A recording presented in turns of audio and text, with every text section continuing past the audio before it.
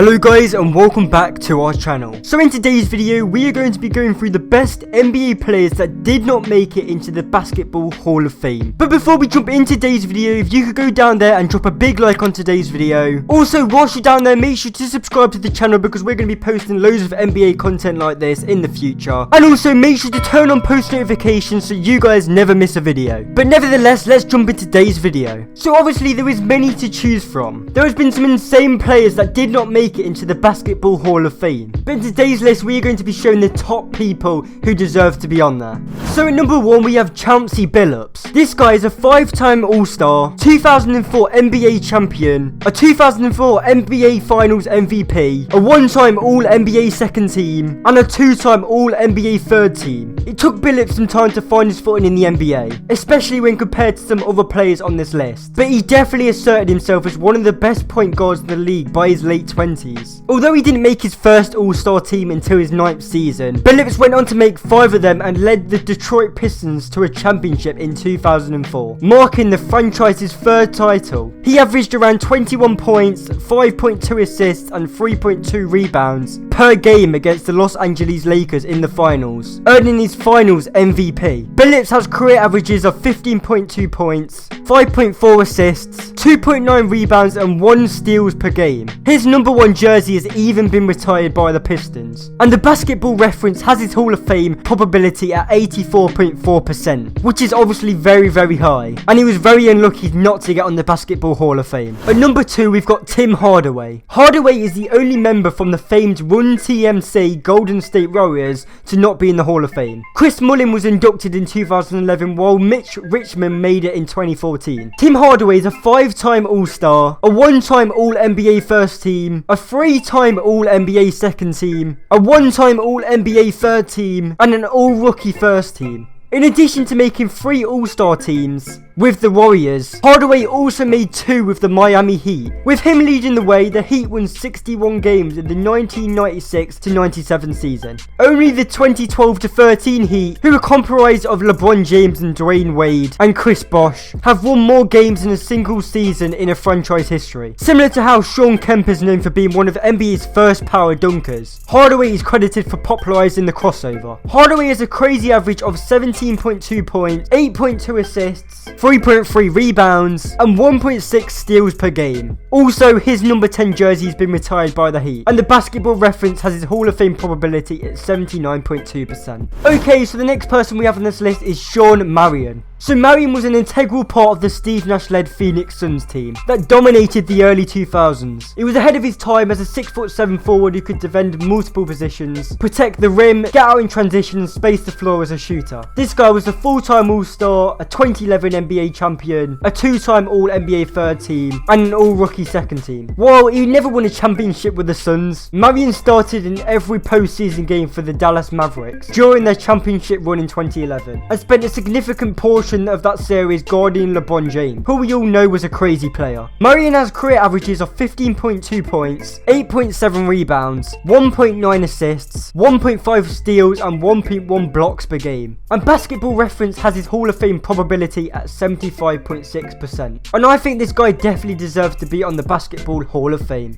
Okay, so coming up next is Ben Wallace. So compared to Ben Wallace, there are only 12 players in NBA history who have more all-defensive first-team selections than Wallace. All 8 that are eligible for the Hall of Fame have been selected, while the others, Kobe Bryant, Tim Duncan, Kevin Garnett and Chris Paul, are locks. Furthermore, his 4 Defensive Player of the Year ties him with the Hall of Famer Dikembe Mutombo for the most of all time. This guy is a 4-time All-Star, 2004 NBA champion, 4-time Defensive Player of the Year, 5-time All-Defensive First Team, 3-time All-NBA Second Team, and a 2-time All-NBA Third Team. Wallace won a championship as a member of the Pistons in 2004 and was the defensive anchor on the team that made 6 straight trips to the conference finals. Shaquille O'Neal still put up big numbers in 2004 NBA Finals, but his ability to guard the Los Angeles Lakers superstar one-on-one helped the Pistons contain everyone else. Wallace also outplayed O'Neal in the final game of the series, going for 18 points and 22 rebounds compared to 20 points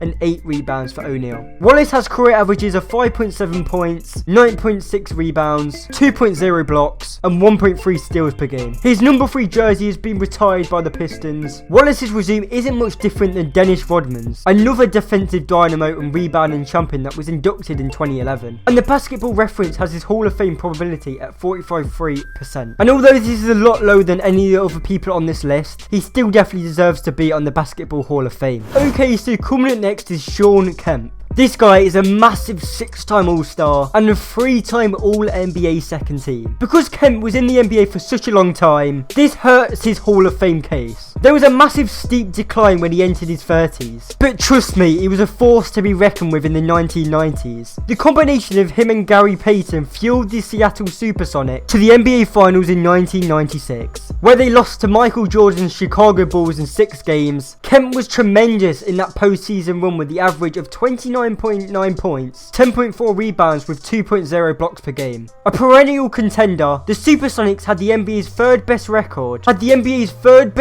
during Kemp's 8 years with the franchise, behind only the Bulls and Utah Jazz. Kemp is remembered as one of the greatest dunkers of all time. He brought a type of power and flair that is more common in today's NBA, but was rarely seen during that time in league history. Kemp has career averages of 14.6 points, 8.4 rebounds, 1.6 assists, 1.2 blocks and 1.1 steals per game. And the Basketball Reference has him at a 38.5%, which is also very low. But because he was in the NBA for such a long time and he had such a big drop, that probably explains why the probability is so low. Okay, so coming up next is MARQUES Johnson. Johnson wasted little time making a name for himself in the pros. In his second season, he led his team with 25.6 points per game that earned him the three straight All-Star selections and 5 of his career. Though the Bucks missed the playoffs that season, his team went on to win 5 consecutive division titles with Johnson and its leading scorer. He was a 5-time All-Star, a 1-time All-NBA first team, a 2-time All-NBA second team, an All-Rookie first team, a 1-time NCAA champion, and a 1-time College Player of the Year. Prior to playing in the NBA, Johnson won a national championship at the UCLA, and by the end of his college career, he also racked up National College Player of the Year award, in addition to a number of honours. Johnson has career averages of 20.1 points, 7.0 rebounds, 3.6 assists, and 1.3 steals per game in the NBA. And not only that, his number 8 jersey has been retired by the Bucks. And surprisingly low, the Basketball Reference has his Hall of Fame probability at 25.2%. Okay, so coming up next is Kevin Johnson. So this 3-time All-Star, 4-time All-NBA second team, 1-time All-NBA third team, and 1-time Most Improved Player. This 3-time All-Star who currently ranks 7th all-time in career assists per game. Johnson is recognised both as one of the greatest players to ever suit up for the Suns, and one of the best point guards of his time. Starting in the 1988-89 season, Johnson averaged at least 20 points and 10 assists in 3 consecutive seasons, a feat that's only been done 4 other times in NBA history, once each by Oscar Robertson, Isaiah Thomas, Russell Westbrook and Magic Johnson. However, Johnson began to deal with a few injuries that kept him in and out of the lineup, but despite those injuries, Johnson has career averages of 17.9 points, 9.1 assists, 3.3 rebounds and 1.5 steals per game, and his number 7 jersey has been retired by the Suns. This guy definitely deserves to be on the Hall of Fame. And also guys, make sure to tell us in the comment section who you think deserves to be on this list and who doesn't. Coming up next is Chris Webber. Webber was one of the best players at his position in his prime. Webber averaged 24.8 points, 10.6 rebounds, 4.7 assists, 1.5 blocks and 1.5 steals per game on some successful Sacramento Kings teams. They were knocked out in the first round of the playoffs in 2000, but the Kings made it to the Western Conference Finals in 2002, eventually losing in 7 games to the Lakers, who won the championship that season. Do you want to know a snapshot of Webber at the best during his prime? How about that time he went for 51 points,